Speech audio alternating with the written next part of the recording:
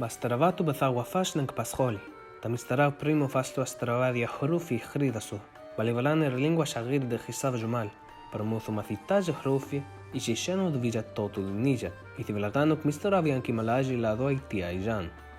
Nazumi mivenuk mistaravi posino arats le kutaji ravech la harajin. Adi mivenuk mparena samadu veduli le, nke hrufi. If, nke pizera sura gostarov de moda bathawafash nu thilivashna. Adi vamalati si bratsatu faulath fantasiath. Mothu kutu bai si brjona starovuthim, como criagis le qualia itia. Amenu kutu bai si starov totu. Najdaman, ma pro previdendo futuro kukia nath de pasatushna.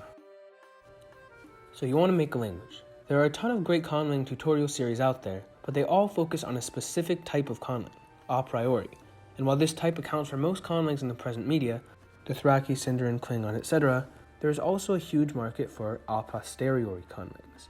Trigdaslang, Asran, Brithanig, Jacobza, and many more. You want to make one of those. But what actually is the difference between a priori and a posteriori conlang?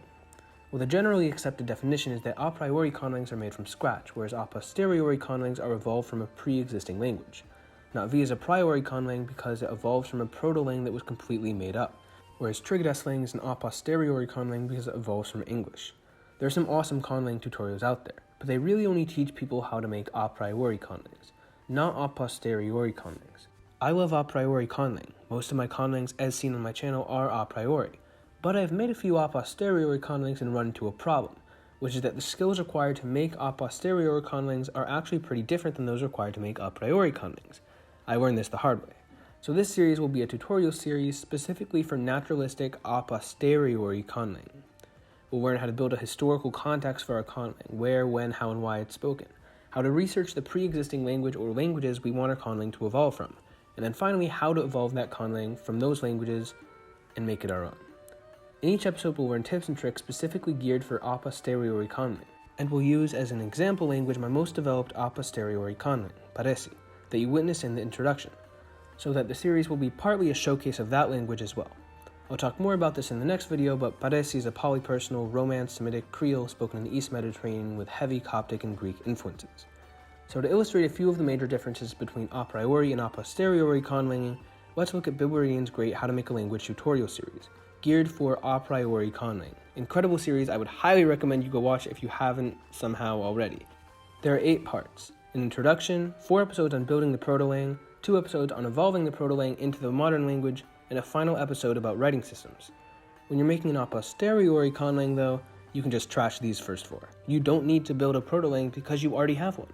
This makes the process much easier. No time spent building a language that you don't even like and won't even use, or that you end up liking too much and working on instead of what you had originally planned for. For a posteriori conlang, you just have to do evolution. And of course, script is always optional but fun. That's a huge difference and it makes it easier.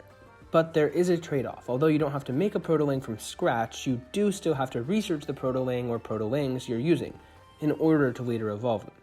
Which way is easier? I don't know. It really depends on which proto-lang you're using and how much documentation it has. So you replace proto-lang building with proto-lang researching. And then the other difference, less major, is how you actually do the evolving. In a priori conlanging, the lexicon and grammar of the proto-lang is limited by you and only you. You can add more words and create more grammar whenever you want, and change things to be whatever you need them to be. You can't do that with a posteriori conlang. Your proto-lang is limited by how much documentation it has. But conversely, you can draw from real-world evolution of related or neighboring languages for inspiration while a posteriori conlang, which is not necessarily something you do while a priori conlang, at least while keeping naturalism. It's not necessarily an easier or harder process, but it is different. So here's the basic plan of the series in 6 episodes. And I'll see you next time as we build the historical context for our conlang. Grazie livregi.